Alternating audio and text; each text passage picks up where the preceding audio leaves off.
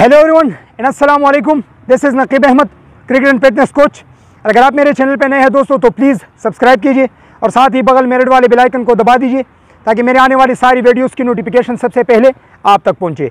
आज बात करेंगे मेरे दोस्तों लेदरबॉल क्रिकेट के जो फास्ट बॉलर है हमारे पास, उसके मुताबिक एक टॉपिक है कि हम कैसे ये पहचान सकते हैं, कैसे हम जान सकते हैं कि हम हिप डोमिनेंट बॉलर है, हम नी डोमिनेंट बॉलर है या हम क्या है।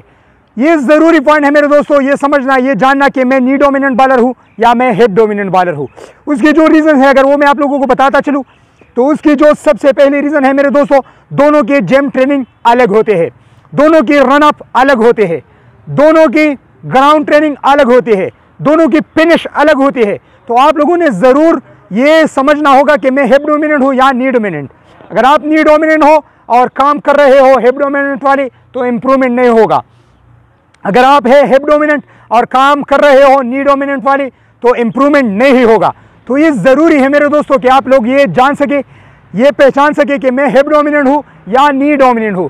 तो सारी चीज़ों के ऊपर फिर मैं किसी और वीडियोस में बताऊंगा कि ट्रेनिंग दोनों के लिए कैसे करनी होगी, कौन सा वाला अच्छा है, कौन से वाले के लिए जिम कैसे करनी होगी, उस पर फिर कभी बात करेंगे। आज मैं सिर्फ आप लोगों को 3 ऐसे पॉइंट्स बताऊंगा जिसके थ्रू आप लोग अपनी एनालिसिस कर पाओगे कि मैं हिप डोमिनेंट बॉलर हूं या मैं नी डोमिनेंट बॉलर हूं। तो सबसे पहले आते हैं मेरे दोस्तों after the gather, after the jump, अपने फुट के तरफ।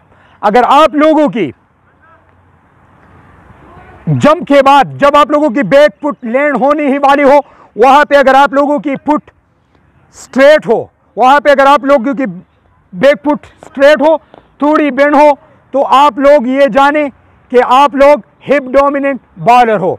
दूसरे पॉइंट में आते हैं मेरे दोस्तों, अगर आप लोगों की जैसे ही बैक फुट लैंड होती है वहां पे अगर आप लोगों की फुल फुट पूरी पाँव जमीन पे नहीं लगती, आप लोगों की टो लगती है और आप लोगों की बैक फुट खुलेप्सिंग नहीं होती, आप लोगों की ये फुट खुलेप्स नहीं होती, बेंड नहीं होती और स्ट्रेट पाँव के साथ और सिर्फ टो लगाने के साथ क्विकली अगर आप लोग अपनी वेट बैक फुट से फ्रंट फुट पे शिफ्ट करते हो और क्विकली फिनिश करते हो आप लोग, तो आप लोग हिप डोमिनेंट बॉलर हो।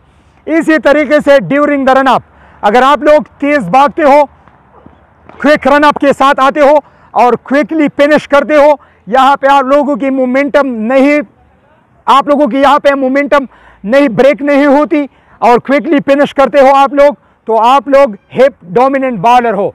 ये तो हो गई हिप डोमिनेंट की। अभी आते हैं नी डोमिनेंट की तरफ कि कैसे आप लोग पहचानोगे कि मैं नी डोमिनेंट बॉलर हूँ। तो सबसे पहले after the gather and jump आप लोगों की जैसे ही बैक फुट लैंड होने वाली हो वहाँ पे हवा में आप लोगों ने देखना होगा, अगर आप लोगों की ये बैक फुट बेंड हो, इसी तरीके से बेंड हो, तो आप लोग नी डोमिनेंट बॉलर हो।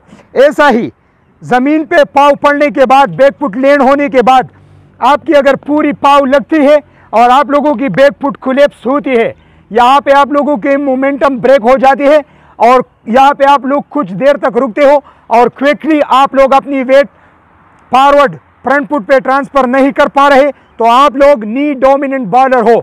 इसी तरीके से रन अप में अगर आप लोग स्लो भागते हो, धीरे धीरे स्लोली आप लोग आते हो और at the point of release crease पे आप लोग अपर बॉडी का पावर यूज करके वहां से ही पावर जनरेट करने की कोशिश करते हो।